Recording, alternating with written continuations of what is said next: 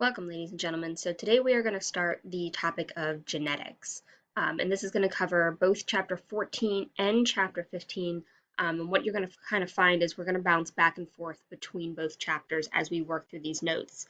Just sort of the topics that get covered and the way that I'm used to talking about them and making those connections. I don't love the way that your textbook separates them out into these two separate chapters, so just kind of be aware we're going to be bouncing back and forth, all right?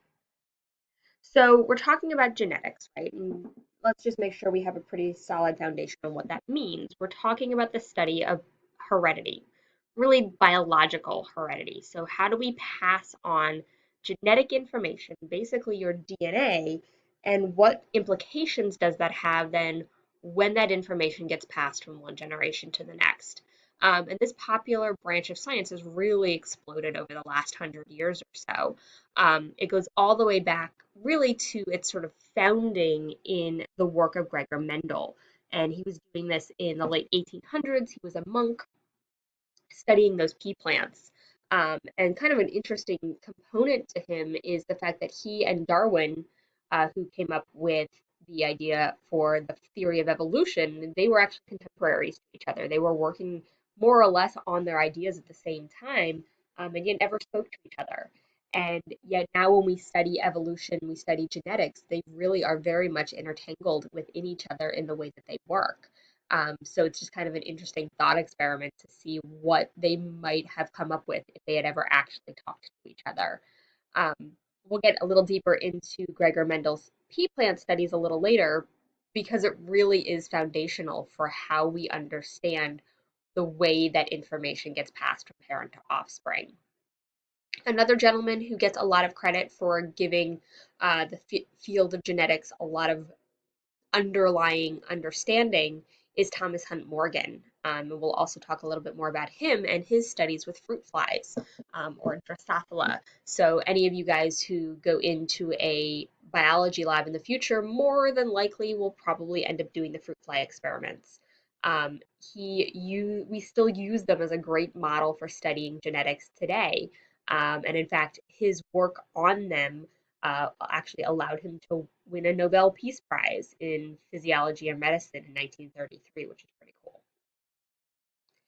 So when we talk about heredity or inheritance, this is from a biological standpoint, the genetic transmission of characteristics from parent to offspring.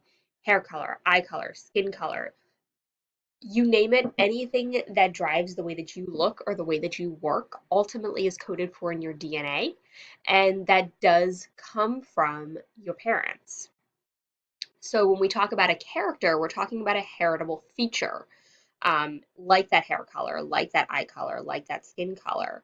And then a trait is a specific variation of that particular characteristic. So having brown eyes or blue eyes, blonde hair or brown hair, being a chocolate lab or a black lab, right? That fur color is also a character, and then those traits are the variations on them.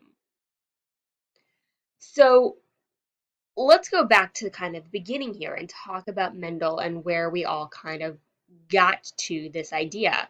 Mendel wasn't the first one to suggest that information was being passed from parent to offspring.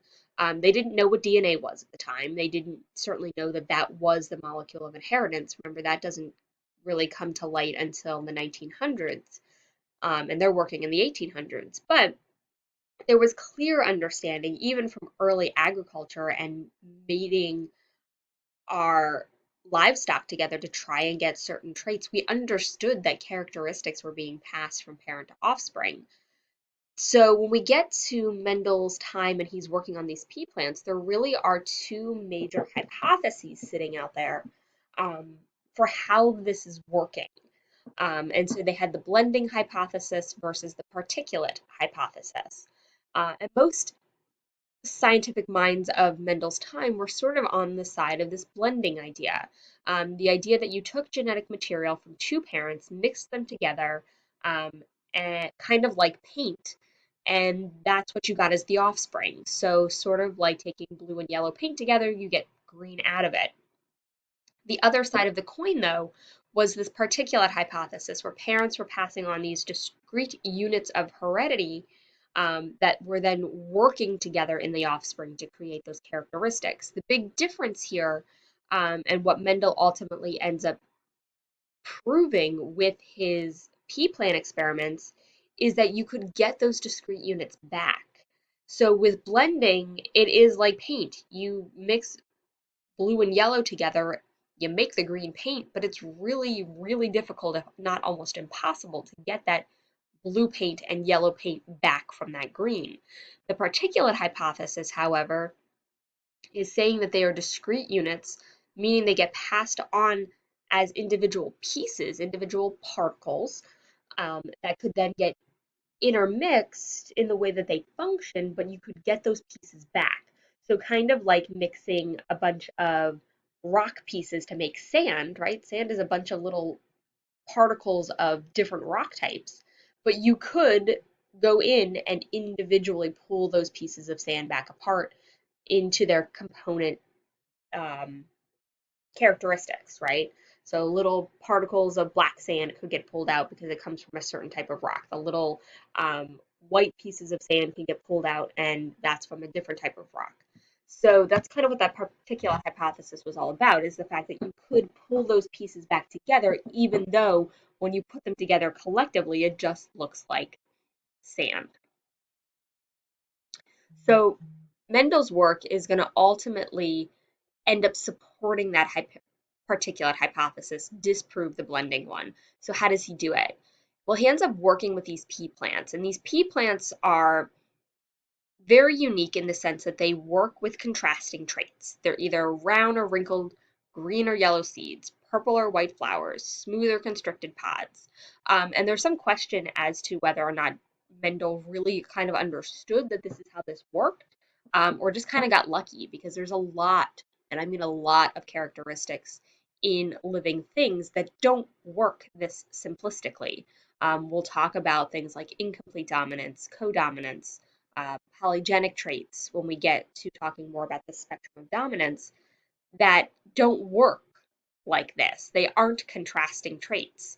Um, so there's a lot of question as to whether Mendel sort of figured this out and that's why he chose the traits he did, or if he just kind of got lucky.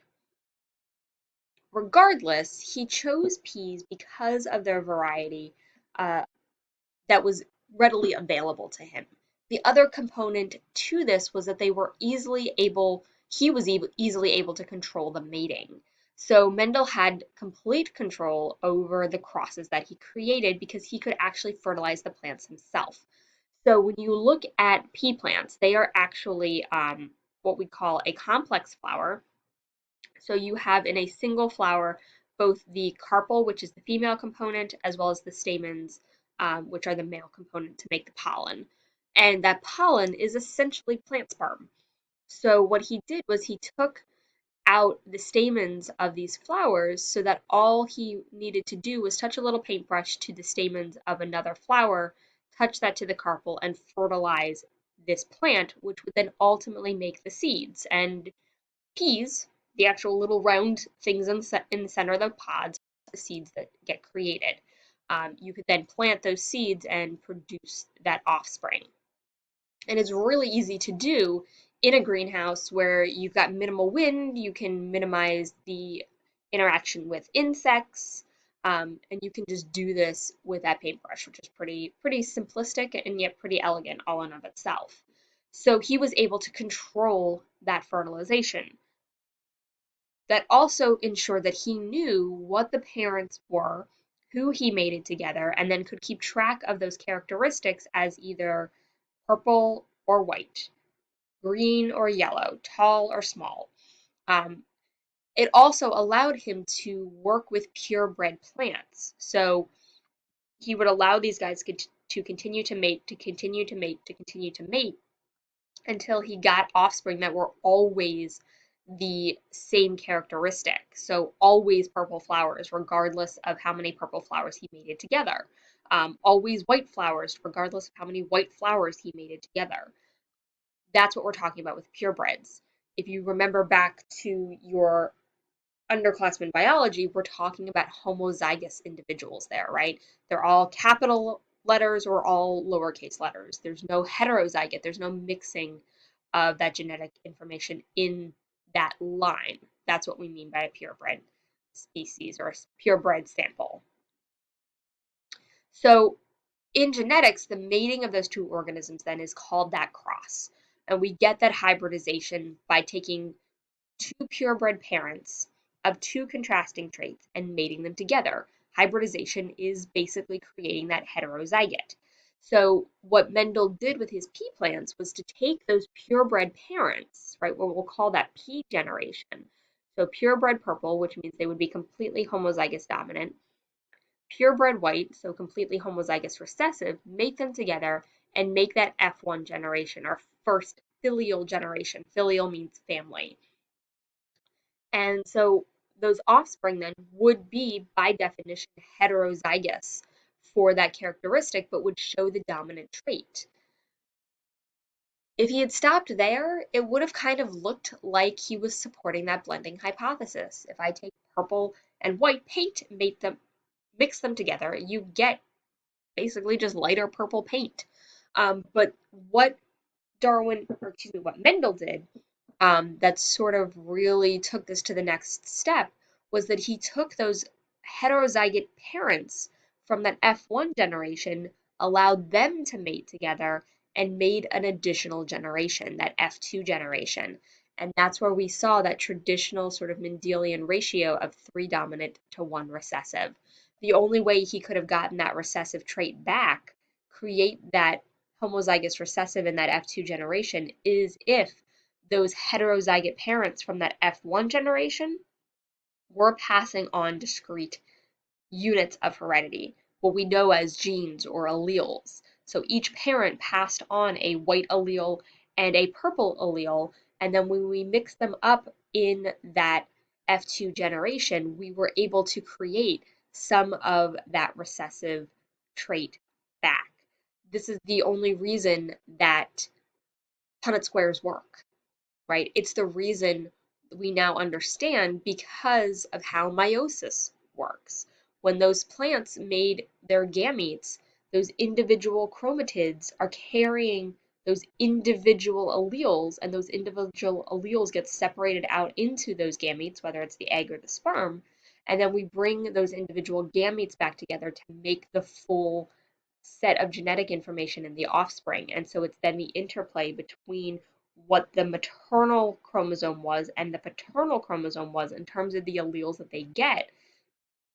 The proteins that they then produce are the mixture within the cytoplasm of that cell that determines how that cell looks and how it functions. So it's the ability for us to pass on those individual protein coding regions and then the proteins that they ultimately code for that give us that final characteristic. It's the interplay between your genotype and then ultimately the phenotype, the proteins that we produce.